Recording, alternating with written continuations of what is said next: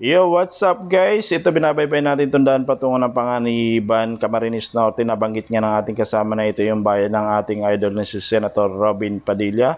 Pagdating nga namin dito sa may mismong bayan, nakita ko itong monumento ng kanyang father na si Roy Padilla Sr. Inikutan namin.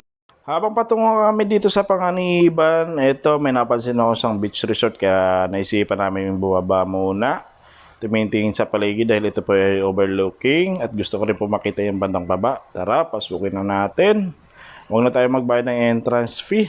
Features lang naman yung ating gagawin at hindi naman tayo maliligaw. Pero may entrance fee po rito na 35 pesos, napakamura pa rin po. Ito yung hagdanan yun, makikita nyo po, ayun, napaka-classic yung pagkakagawa nito. So sa lahat po na gusto pumunta rito, pwede po kayo mag-comment sa baba kung paano po marating yung lugar na ito. Ayan po, kasi mula po na Manila, nag-travel po kami ng 10 hours para marating yung lugar na ito. Napansin ko rin po itong cottage siya, ayan, gawa sa kawayan. Maganda rin po ang pagkagawa. So baba pa tayo. Dahil yung steps na lang po, nandito na po tayo sa may buhanginan.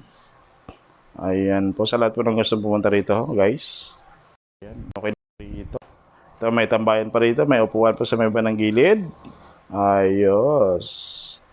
Punta tayo rito sa may bandang left side. Yung white sand po, nandito na naman. Bumungad na naman sa atin. Walang kasawa-sawang buhangin na puti. Ayan po. Oh. Napansin ko po yung dagat dito, low tide. Ayan po. Pero may ginawa sila dito na parang pool. Man-made po yan. Parang inukay nila.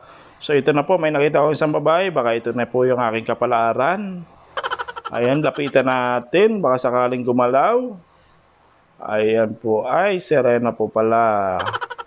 So ito po, ikot-ikot po tayo ngayon dito.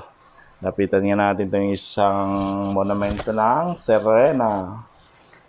Matagal na po siguro siya naghihintay ng kanyang makakasama, ngunit wala pa talaga.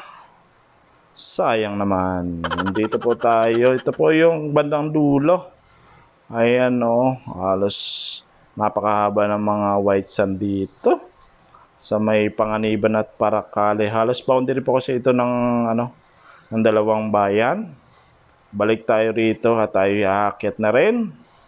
Ito, may nakita din tayo dito na ilaw. Ito po ay solar. Solar light po. Yan po yung ilaw niya pagka gabi. Ayan po. So, low tide pa nga po. Ayan. Akit na tayo sa baba at ba tayo iwanan ng ating kasama. Maglalakad tayo pa uwi. Joke lang po. Ayun. Akit na ulit tayo at natatapos na po ang ating video.